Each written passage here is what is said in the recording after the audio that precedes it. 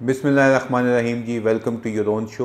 हम और हमारी ज़राअत के नए एपिसोड के साथ और इस प्रोग्राम में शामिल होते हैं आप लोग। बहुत शुक्रिया आप लोगों का, हमारा चैनल सब्सक्राइब किया है आप लोगों ने। जो नहीं किया उनसे गुजारिश है कि फ़ेसबुक पे और यूट्यूब पे हमारे चैनल्स को सब्सक्राइब भी कर लें, ताकि हम आपकी बात सुने भी और उसको आगे भी जो जहाँ पे जिनकी आवाज़ सुन सकते हैं या जिन तक पहुँचानी चाहिए वहाँ तक ये आवाज़ पहुँचाई जा सके। तो आज का प्रोग्राम जी शुरू करते हैं। बड़ी डेवलपमेंट्स हैं मुख्तलिफ़ जगहों के ऊपर, इंटरनेशनली भी हैं, नेशनली भी हैं। तो पहले बात शुरू कर देते हैं नेशनल लेवल के ऊपर जो चीज़ें हो रही हैं। हर तरफ जो बिजली के बिल या IMF ने जो कड़ाके निकाल दिए हैं आम आदमी के, इसमें अब आम आदमी से मेरी मुराद अब तकरीबन 90-95% आवाम है जो कि मुख्तलिफ़ तरीक़ों से तो बच जाते हैं, लेकिन बिजली या पेट्रोल या एनर्जी जिसे हम कहते हैं उसकी कॉस्ट जो होती है उनके लिए वो एक सबसे बड़ा इस वक्त जो उनके सर के ऊपर एक चीज़ है कि तलवार की तरह वो उनके ऊपर है। और वो सोचते हैं कि बिजली इस्तेमाल करें या खाना खाएं या बच्चों का इलाज कराएं या उनकी फ़ीस दें स्कूलों में, या फिर वो सोचते हैं कि घर से बाहर निकलें या ना निकलें। अब जिस तरह से इस टाइम हालात हैं, हर चीज़ में एक महंगाई की लहर दौड़ गई है और ये महंगाई जो सी है ये कम होने का नाम नहीं ले रही, रुकने का नाम नहीं ले रही। तो इसका असर कैसे हो सकता है कि एक आम आदमी को जो है वो अपनी लपेट में ले चुका है, तो किसानों तक क्यों ना हो।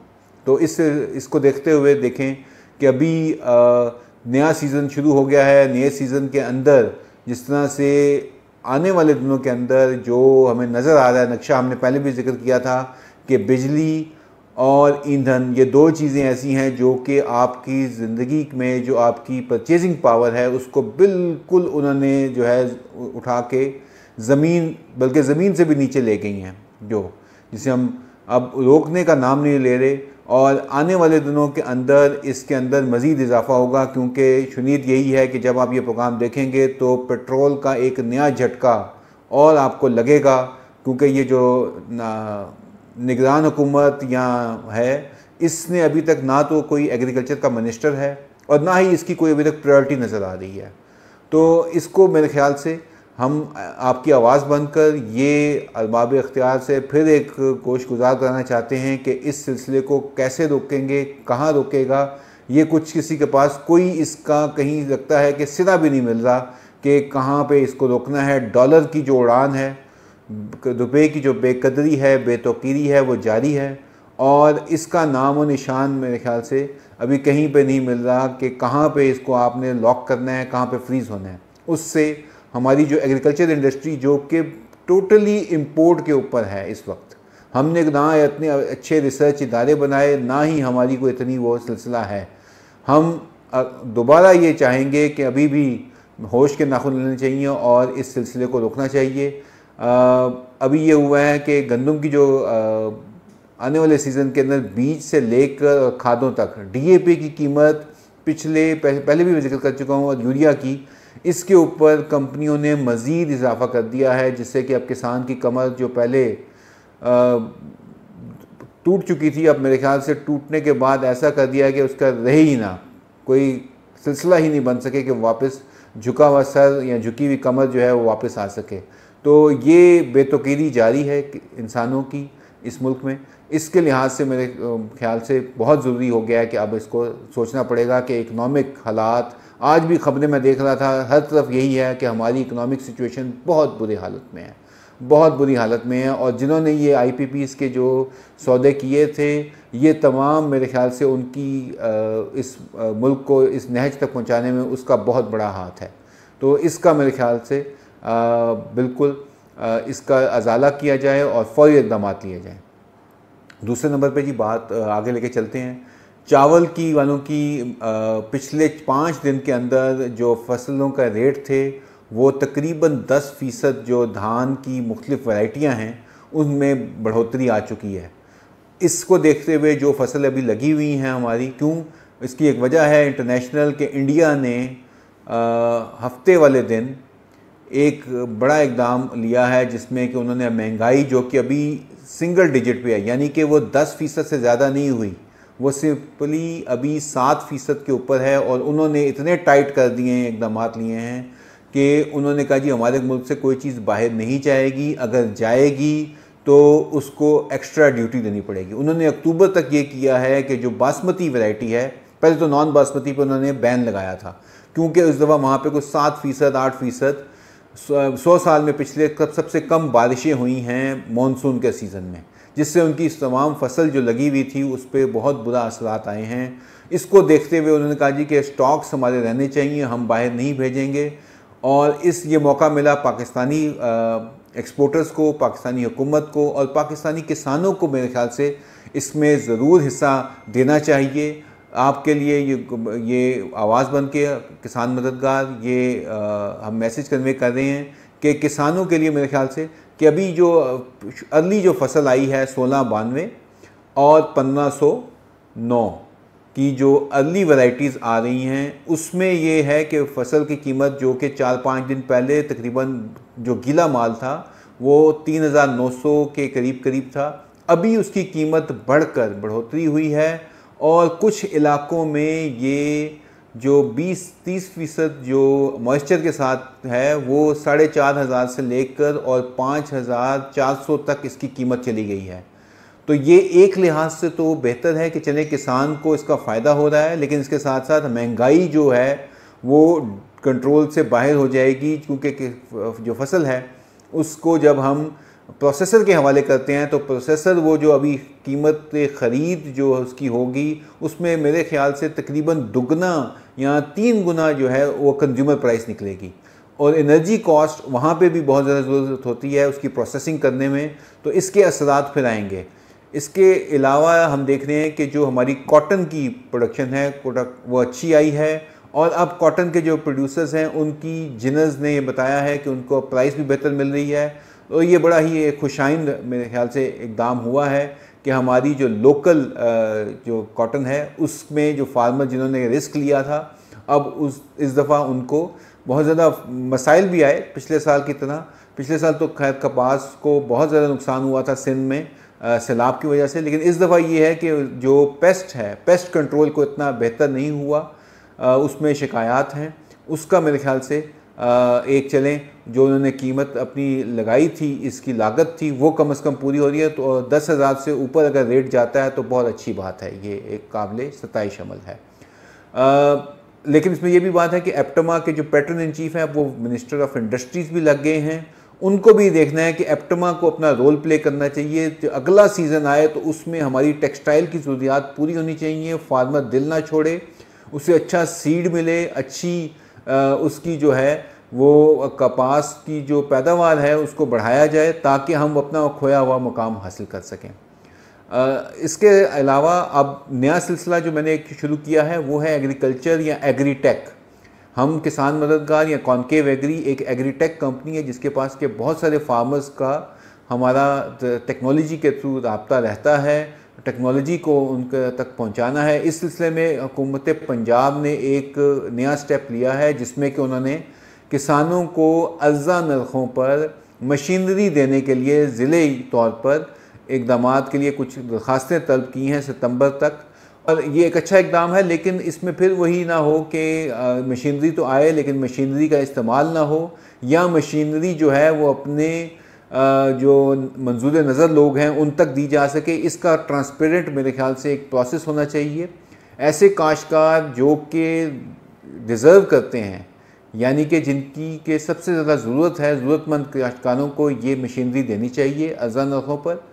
इसके अलावा ये ज़रूरी मैं समझता हूँ कि जो बिजली के नर्ख बढ़े हैं और मशीनरी की जो अभी रिक्वायरमेंट है और हमें जो वैल्यू एडिशन की तरफ जाना चाहिए, उसको देखते हुए किसान मददगार और कॉन्केव एग्री और किसान दुकान जो हमारा नेटवर्क है उसमें हम अपने साथी बैंक जिसमें शामिल हैं उनके थ्रू आपको कर्ज़ों के लिए, ताकि आप ये मशीनरी अगर नकद नहीं ख़रीद सकते तो कम से कम ये है कि आपको 10% या 15% पे 7% के लोन के ऊपर। और इस सिलसिले में मैं बैंक अल-फलाह का शुक्रगुज़ार हूँ कि उन्होंने हम पे जो है वो अपना पार्टनर चुना है और हमारे साथ मिलके वो इस पे काम कर रहे हैं।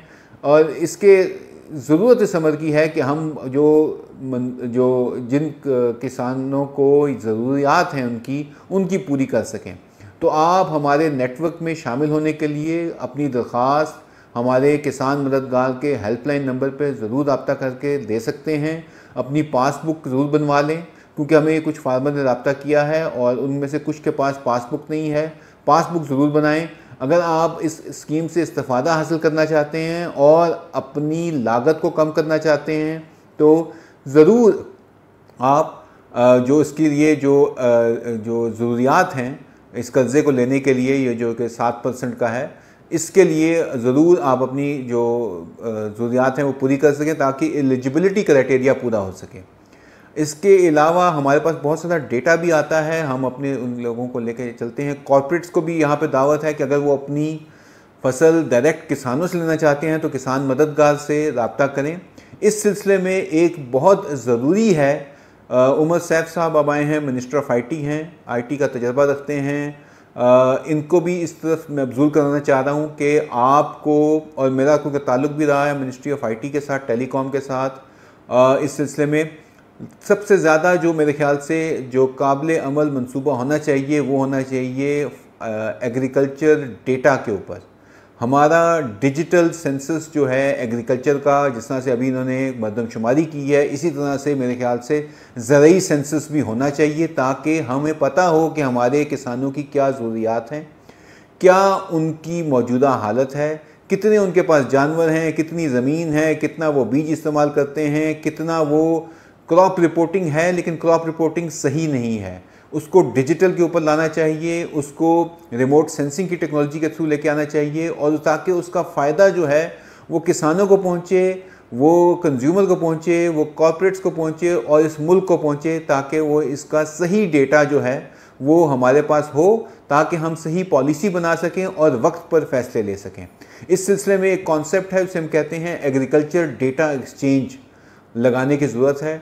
ये एक मिनिस्ट्री ऑफ आईटी को एक दरख्वास्त है, हुकूमत पंजाब को, हुकूमत सिंध को, हुकूमत खैबर पख्तूनख्वा को, इसके साथ साथ बलूचिस्तान और जीबी को, कि अगर आपका डेटा जो भी है वो मेरे ख्याल से उसको रजिस्टर्ड करके किसानों की भलाई के लिए जो कंपनीज जो एग्रीटेक काम कर रही हैं उनको आप सपोर्ट करें। एग्रीकल्चर डेटा एक्सचेंज, क्योंकि मुझे 1.5 साल लगा, 2 साल लगे थे, 2017-18 में मैंने एक वहाँ पे इनोवेशन का एक कंपटीशन करना था, तो मुझे फिर FAO से जाके लेना पड़ा वो डेटा, और मिनिस्ट्री ऑफ आईटी और इग्नाइट का मुझे एक MOU साइन करना पड़ा FAO के साथ, जिसमें कि उस वक्त economic affair division, ministry of foreign affairs, ये सब शामिल हुए थे और वो एक एग्रीमेंट साइन हुआ था।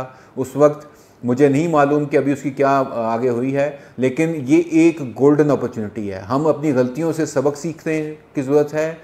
हमें जदीद ज़राअत के लिए ज़रूरी है कि डेटा हो हमारे पास, इस डेटा की फराहमी हो एग्रीटेक कंपनीज़ को, ताकि वो किसानों को जो है वो टेक्नोलॉजी पे ला सकें, डेटा ड्रिवन हो, आर्टिफिशियल इंटेलिजेंस की बात है वो कर सकें, IoT की बात है, ब्लॉकचेन की बात है, बहुत सारी दुनिया जो है वो इसके ऊपर काम कर रही है। अभी मैं कल पढ़ रहा था कि IBM जो है वो इंडिया में कुछ काम कर रही है इसी सिलसिले में, जिसमें कि वो फार्मर्स जो कि स्मॉग का, क्योंकि सीज़न आने वाला है, उसके ऊपर काम कर रहे हैं। जो हम माहौल अपना ख़राब कर रहे हैं, क्लाइमेट चेंज के जो मसले मसाइल हैं जो कि अब बहुत शदीद हो गए हैं, इन तमाम का हल जो है वो टेक्नोलॉजी की मदद से लिया जा सकता है। लेकिन मैं किसान मददगार कॉन्केव एग्री से की तरफ से, अपनी तमाम टीम की तरफ से ये चीज़ उजागर करना चाह रहा हूँ कि मिनिस्ट्री ऑफ आईटी को और उसके ज़ैली इदारों को, और इसके साथ साथ ministry of agriculture, food security, provincial ministry of agriculture, इन सब को आगे बढ़ना पड़ेगा। अपनी आप को जिद्दत लेके आनी पड़ेगी, इनोवेशन लानी पड़ेगी, तभी इस मुल्क को मसाइल से निकाल सकते हैं। क्योंकि एग्रीकल्चर एक ऐसी चीज़ है जो इस मुल्क के लिए जो है रीढ़ की हड्डी की तरह है, और अगर हमने कुछ करना है तो एग्रीकल्चर में ही करना है, क्योंकि इंडस्ट्री और में टाइम लगेगा। आईटी भी और एग्रीकल्चर मिलेंगे तो हम वो फासला, वो मंजिल का जो कि हमने कई सालों में नहीं तय किया, वो हम जल्दी कर सकते हैं।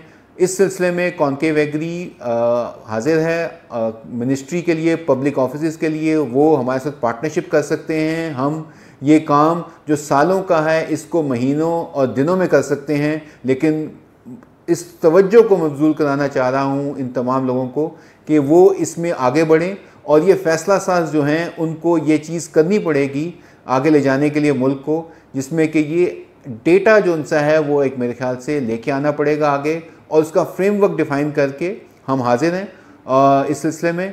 और अगर जहाँ पे भी ज़रूरत होगी मुल्क में, वो कॉन्क्लेव एग्री उनके साथ बिल्कुल कदम ब कदम चलेगा। हम किसानों के साथ हैं, हम किसानों की फलाह और बहबूद चाहते हैं, और इस नेटवर्क का मकसद भी ये है। तो इसके साथ साथ इस तवज्जो मबजूल कराने के बाद मेरे ख्याल से अब हम देखते हैं कि क्या जवाब आता है, लेकिन किसानों को हमारी जो है रफ़ाकत वो रहेगी, अगले सीज़न में रहेगी, थ्रू आउट रहेगी। उनको उनके एतमाद का बहुत शुक्रिया, आपके सवालों का बहुत शुक्रिया, और आपकी तजावीज़ का बहुत शुक्रिया। ये तजवीज़ भी आपके साथ मिल के मैंने आगे बढ़ाई है। देखते हैं इसका क्या जवाब आता है। बहुत शुक्रिया। आज का प्रोग्राम से बस अब इजाज़त चाहेंगे। अल्लाह हाफ़िज़।